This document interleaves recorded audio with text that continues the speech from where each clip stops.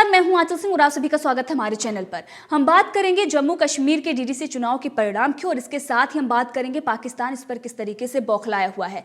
हम सब ने देखा कि डीडीसी चुनाव में बीजेपी लगातार आगे बढ़ती जा रही है, नंबर 1 पार्टी बनकर बीजेपी उभरी है, लेकिन इससे पाकिस्तान बौखलाया हुआ है। इससे पहले भी पाकिस्तान ने नापाक हरकतों को अंजाम दिया है, लेकिन रुझानों को देखते हुए एक बार फिर से पाकिस्तान की तरफ से सीज फायर का उल्लंघन किया गया है। भारत ने मुंहतोड़ जवाब तो दिया है, लेकिन इससे पहले हम कुछ दिन पहले पर नजर डालते हैं। हमने देखा कि सीज फायर का उल्लंघन तब भी किया गया जब डीडीसी चुनाव में भारी मतदान हुआ। जम्मू कश्मीर की जनता ने लोकतंत्र और संविधान की रक्षा करते हुए उनके समर्थन में जिस तरीके से वो बाहर निकले और इसके साथ ही केंद्र सरकार पर भरोसा जताते हुए उन्होंने मतदान किया और उसके जो रुझान है वो अब सामने आ रहे हैं। बीजेपी बढ़त बनाए हुए है और पाकिस्तान इससे बौखलाया हुआ है। उस वक्त भी पाकिस्तान बौखलाकर सीज फायर का उल्लंघन कर रहा था। एक बड़ी साजिश उनके तरफ से रची गई थी जिसको भारत के सैनिकों ने नाकाम कर दिया था। अब पाकिस्तान इस बात से तो बौखलाया ही हुआ है, लेकिन इसके साथ ही उनके जो नेता मंत्री हैं वो कितनी भी कोशिश कर लें, लेकिन पाकिस्तान अंतर्राष्ट्रीय स्तर पर किस निगाहों से देखा जाता है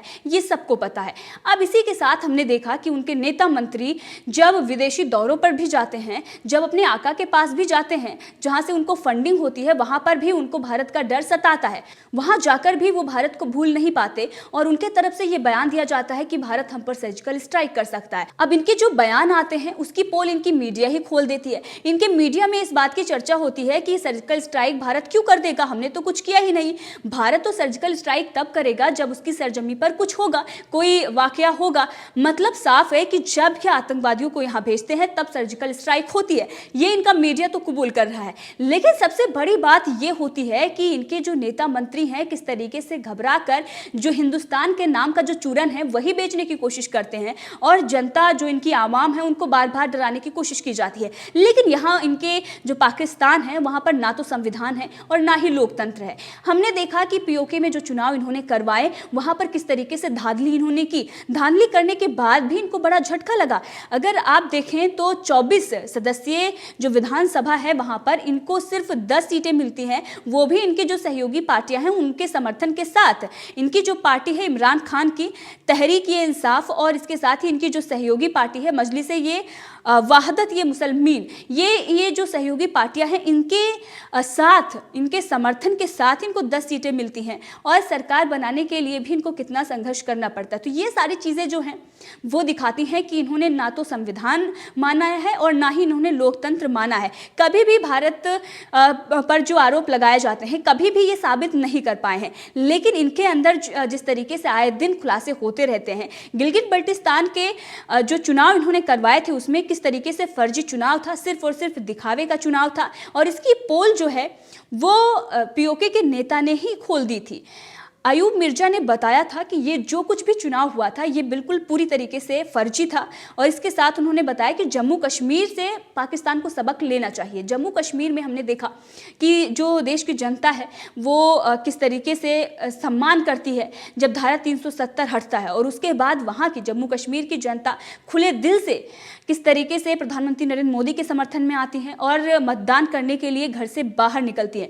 तो ये सारी चीज़ें हैं जो पाकिस्तान को अब उसको मिर्ची लग रही है, उसको ये पच नहीं रहा है और इसीलिए सीज फायर का उल्लंघन किया जा रहा है, इसीलिए बार बार नापाक हरकत को अंजाम दिया जा रहा है। लेकिन भारत भी मुंहतोड़ जवाब दे रहा है। अब इनके नेता और मंत्री इस कदर डरे हुए हैं कि विदेशी दौरों पर भी जाते हैं तो भारत का जो डर है वो उनको छोड़ता नहीं है। इससे पहले हमने देखा कि पाकिस्तान के प्रधानमंत्री इमरान खान ने भी ये कहा था कि भारत पाकिस्तान के 3 टुकड़े करना चाहता है, लेकिन यहाँ पर किसान आंदोलन को जो हवा दी जा रही है, इनके नेता मंत्री किस तरीके से उस पर लगातार टिप्पणी कर रहे हैं। अलग अलग राज्यों के बारे में जो इनके मंत्रियों की तरफ से टिप्पणी की जा रही है ये दिखाता है कि ये तोड़ने की कोशिश कर रहे हैं। लेकिन इन्हें ये पता है कि अगर यहाँ पर किसी भी प्रकार से इस तरीके से कोई भी आंदोलन या विरोध प्रदर्शन अगर आईएसआई की तरफ से फंड होता है तो उसका खामियाजा इनको भुगतना पड़ेगा और इसीलिए ये डरे हुए हैं। सबसे बड़ा डर इनके जो नेता मंत्री हैं यही है कि हम यहाँ पर जो किसान आंदोलन को हवा दे रहे हैं, अजीत डोभाल सर्जिकल स्ट्राइक कर सकते हैं, अजीत डोभाल के कहने पर प्रधानमंत्री नरेंद्र मोदी कोई बड़ा स्टेप ले सकते हैं। इनके नेता मंत्री इस बात को समझ रहे हैं। अब हम बात करते हैं डीडीसी चुनाव के। डीडीसी चुनाव में अभी तक जो परिणाम रहे हैं, हमने देखा कि बीजेपी नंबर 1 पार्टी बनी हुई है। इससे पहले बाकी जो पार्टियां रही हैं, हमने देखा कि जो गुपकर गैंग है, कितनी सारी पार्टियां एक साथ खड़ी हो जाती हैं, 6-7 पार्टियां साथ में खड़ी होकर और एक गैंग बनाती हैं, उसके बाद भी बीजेपी उन पर भारी पड़ रही है।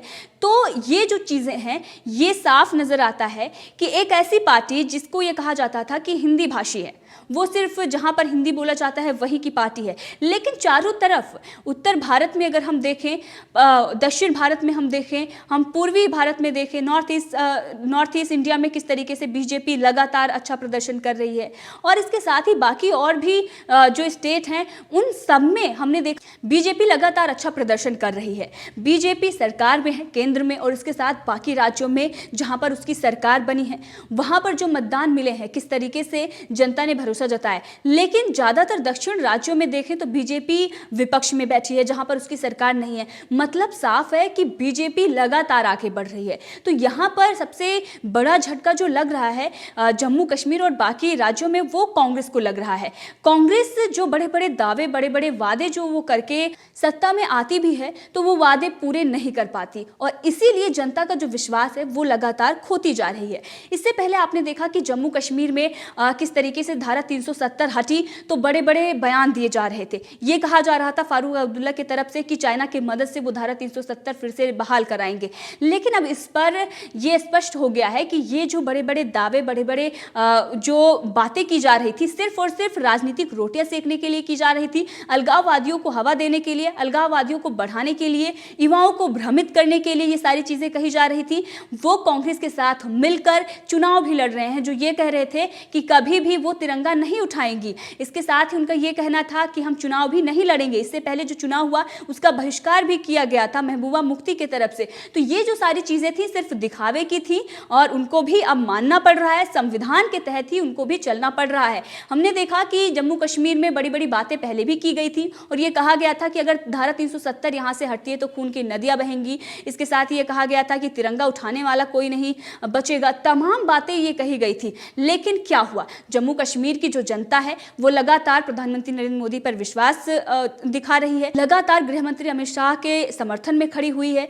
भारी मतदान जम्मू कश्मीर में होता है, उसके बाद रुझानों में बीजेपी आगे चल रही है। अब इस पर देखते हैं लोगों की जो प्रतिक्रियाएं आ रही हैं। सबसे पहले तो पाकिस्तान, जहां पर ना तो संविधान है और ना ही कोई लोकतंत्र बचा है, वहां पर किस तरीके से जो सरकारें चल रही हैं वो उनकी सेना के इशारे पर चल रही हैं।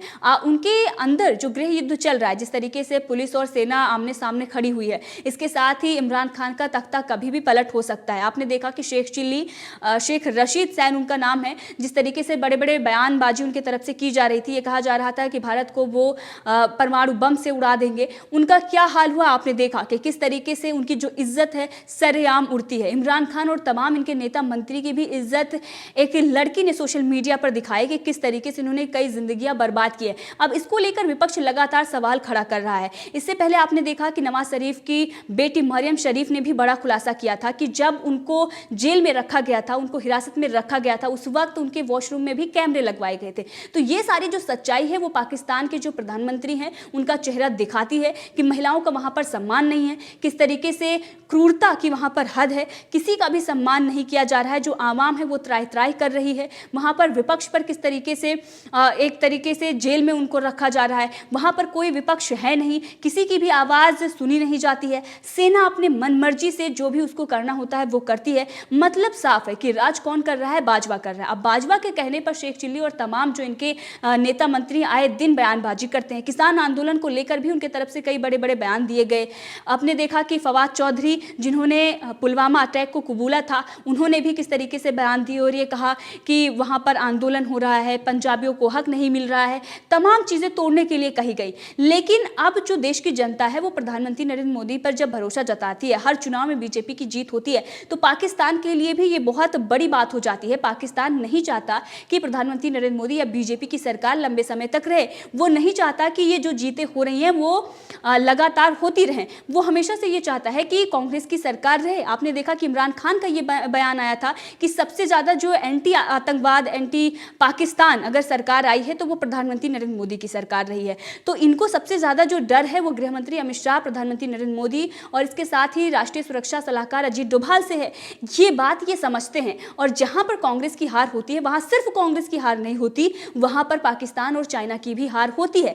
चाइना की मदद से ये धारा 370 बहाल करवा रहे थे, लेकिन वहां की जनता ने इन्हें ही बाहर कर दिया है। एक गैंग बनाकर सारी पार्टियां साथ में आती हैं और उसके बाद भी बीजेपी कांटे की टक्कर देती है। अगर हम देखें पार्टी के तौर पर बीजेपी सबसे नंबर 1 पार्टी बन जाती है, और इसके साथ देखते हैं कि बाकी जो राज्यों में बीजेपी की जीत होती है उससे भी ये लोग पहले से घबराए हुए थे। कांग्रेस ने इसीलिए इनका समर्थन किया था, और अभी भी कांग्रेस ये कह रही है सिर्फ पर्दे के आगे, यानी कि लोगों को दिखाने के लिए वो अलग है, पर्दे के पीछे ये सभी एक हैं। कांग्रेस इसी बात का उसको पहले से डर था कि बीजेपी जिस तरीके से बाकी राज्यों में जीत दर्ज कर रही है और जम्मू कश्मीर में जो विकास के कार्य किए गए हैं, बीजेपी लगातार आगे बढ़ सकती है। ये बात इन लोगों को पता था, ये बात पाकिस्तान को भी पता है, और इसीलिए वो ये बौखलाया हुआ है, और इसीलिए उसका जो डर है वो सामने आ रहा है। इसीलिए उनके जो नेता मंत्री हैं विदेशी दौरे पर भी जाते हैं तो पाकिस्तान की बातें नहीं बल्कि हिंदुस्तान की बातें की जाती है। हिंदुस्तान से कितना डर है अपने आवाम को बताया जाता है। तो लगातार पाकिस्तान जो है वो इन सब चीज़ों को देख रहा है, उनकी जो नाकामियां हैं उनके देश में, और लगातार भारत आगे बढ़ रहा है। आप अगर इनके पढ़े लिखे जो पत्रकार हैं उनकी बातें सुने तो वो जाहिर सी बात है कि वो यही बात करेंगे कि इंडिया कहाँ निकल गया है। अगर आप सुने तो इनके जो पत्रकार हैं वो साफ ये कहते हैं कि हमारे जो लोग हैं वो किस तरीके से जाहिल हैं। अगर आप देख लें सोशल मीडिया पर भी किस तरीके से वाहियात बातें की जाती हों, और भारत के जो लोग हैं वो लगातार आगे बढ़ रहे हैं, लेकिन यहाँ पर सिर्फ भारत के नाम का जो चूरन है वही बेचा जा रहा है और उससे ज़्यादा कुछ नहीं किया जा रहा है। तो एक बड़ा झटका बीजेपी की जीत से पाकिस्तान को भी लगा है, चाइना को भी लगा है, क्योंकि पाकिस्तान और चाइना इस वक्त मिलकर युद्ध अभ्यास कर रहे हैं, क्योंकि अब अकेले तो चाइना भारत से लड़ नहीं सकता, और इसीलिए दोनों मिलकर भारत के खिलाफ साजिश रच रहे हैं। लेकिन भारत मुंहतोड़ जवाब देगा, और ये जो चुनाव हुए हैं जम्मू कश्मीर में, एक बड़ी जीत भारत की जनता की हुई है, एक बड़ी जीत लोकतंत्र की और संविधान की हुई है। इसके साथ ही एक बड़ी जीत बीजेपी की भी है, और हार कई लोगों की हार है। यहाँ पर हार हुई है उन गैंग की जो अलगाववादी थे, उन लोगों की जो तिरंगा का अपमान कर रहे थे, उन लोगों की जो वहाँ पर बैठकर सालों से आतंकवाद को बढ़ावा दे रहे थे, और पाकिस्तान और इसके साथ ही चाइना की। तो इस पूरे मामले में आपका क्या कहना है कमेंट करके ज़रूर बताएं। इसी के साथ अगर आपने अभी तक चैनल को सब्सक्राइब नहीं किया है तो कर लें, ताकि हर अपडेट आप तक पहुँचती रहे। धन्यवाद।